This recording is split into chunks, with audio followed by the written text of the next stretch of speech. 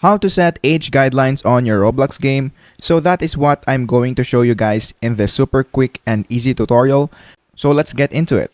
So the first thing that we need to do on our Roblox website is to make sure that we are logged in into our account, and then click this create button, which is located on the upper right of the screen. And then once you do that, you will be redirected into the creator hub. So all you have to do is to just scroll down until you see the experiences or the games that you have uploaded.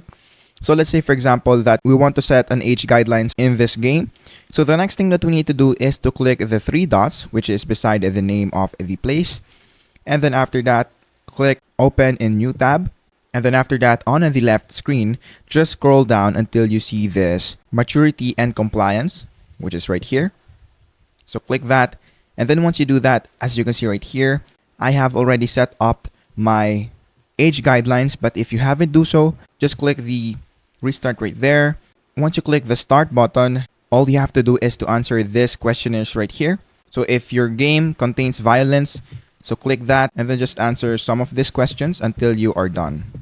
And then once you have answered all of that, that is basically it. That is how to set age guidelines on your Roblox game.